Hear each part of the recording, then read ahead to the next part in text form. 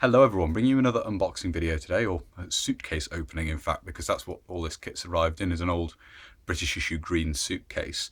It's another load of stuff from Jack McCabe, so thank you very much indeed for sending this over, Jack. I think this is the last batch of bits and pieces that Jack still had from his service, primarily British kit in this instance, some from Jack's service in Canada, so there may be a few Canadian bits thrown in as well. So without further ado, we'll get on to having a look at what's arrived. So here we are, we have a British issue green originally, grey colour now, but green suitcase. These were prolific. They were used right the way through, certainly from the 1950s, right the way into the 90s, I believe. Certainly quite emblematic of British troops on the move during the Cold War. We'll just flick this open and have a look at what has arrived in here. We have a list again, which is very useful. Thank you for that, Jack. So let's see what we've got here.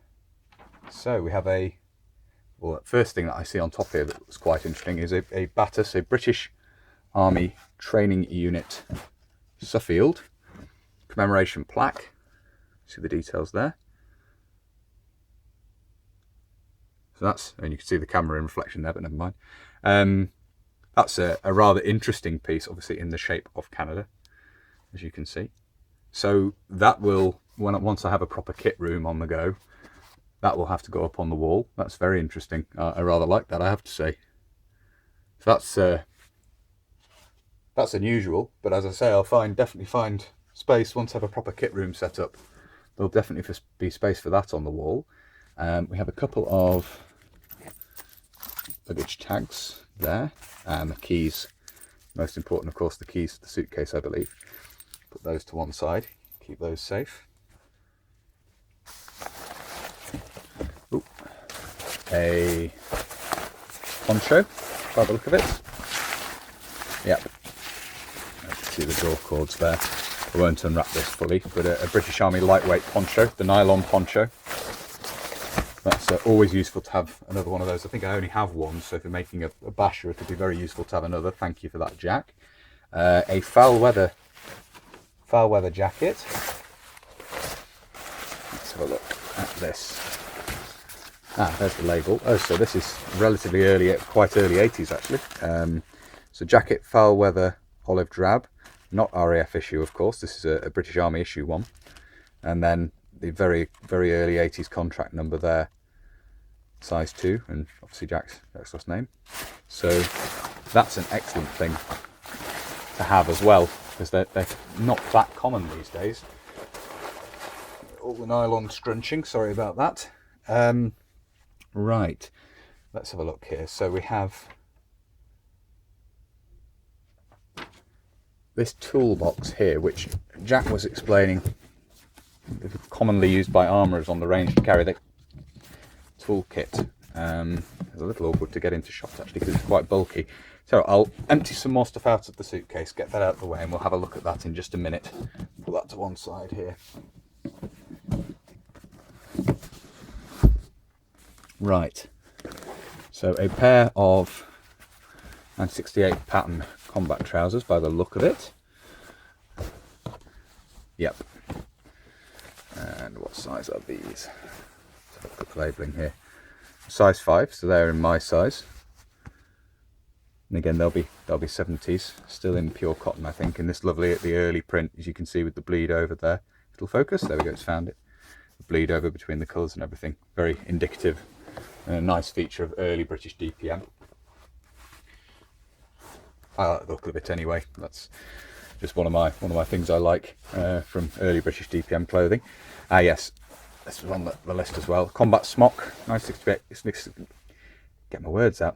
1968 pattern combat smock with staff sergeant's rank, as you can see there, which is rather nice to have. It's nice to see a badged combat smock. Relatively unusual to find in size 2.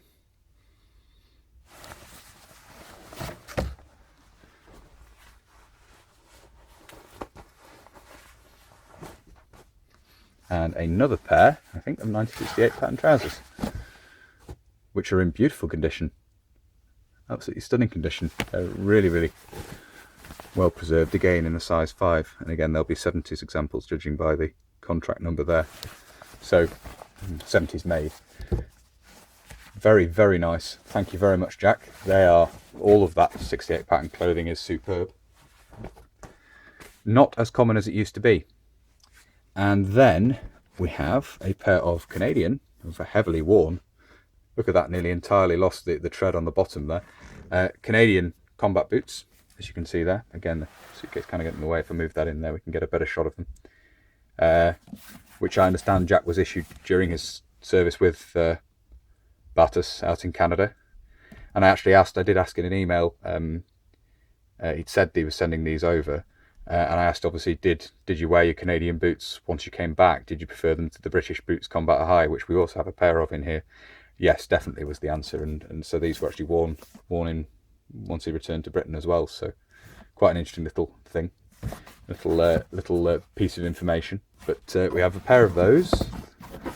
There's the other one. There we are. So a pair of those. And move the frog for a minute. A pair of British boots Combat High, the first pattern boots Combat High, splattered with paint. As Jack said, he ended up using these essentially for gardening, and I think they've been used for that until relatively recently. Looking at the soles, again heavily worn, so I shall give those a bit of a clean up. They're nice to have as well.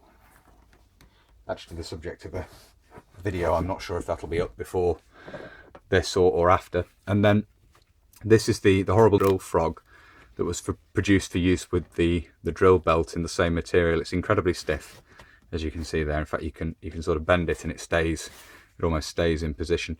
Very indicative of the 70s, 80s, the British Army, this design, just so that you could essentially practice drill wearing the belt and a frog like this.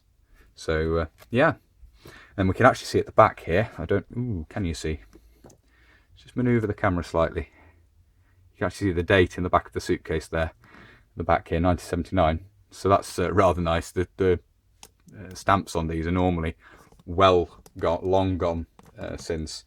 If we just bring the toolbox back into shot here, I can actually bring it into the suitcase. You can see the details of it here. So that's a lovely thing to have as well. Interesting, in khaki dyed leather, which you don't often see. But this is a toolbox that Jack was telling me was in his experience commonly used by armourers on the range to carry their tools in. And it's you see sort of metal reinforced leather, the metal base, and then obviously up the side here you can see where the metal stops, and there's a metal rim around the edge there as well. So heavy duty thing, and obviously included in with this lot. So thank you very much. I'm not sure if there is a date on it somewhere. I always look for that. Should be. It's got War Department stamp on the lid there. Keep having a quick look round. I'll just take it out of shot and just see if I can find a date stamp on it anywhere. Under the flap. You can see this here, 1955. So there we are. That's everything else that's arrived. Now I think this is the last batch of stuff from Jack. So thank you very much once again, Jack. Absolutely fantastic selection of bits and pieces arrived here. Really is greatly appreciated. Thank you very much indeed.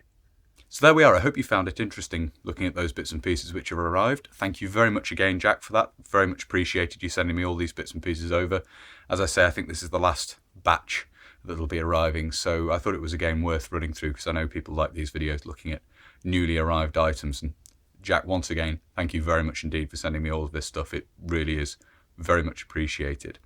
If you'd like to see more detailed videos on some of these items in the future, please do consider subscribing to the channel if you haven't already. And whether you're newly subscribing or you've previously subscribed, please do make sure you hit the little notification button down below. That will of course alert you when I upload future videos. If you really like my uploads and you'd like to support the channel, you can. There's both Patreon and PayPal linked down below.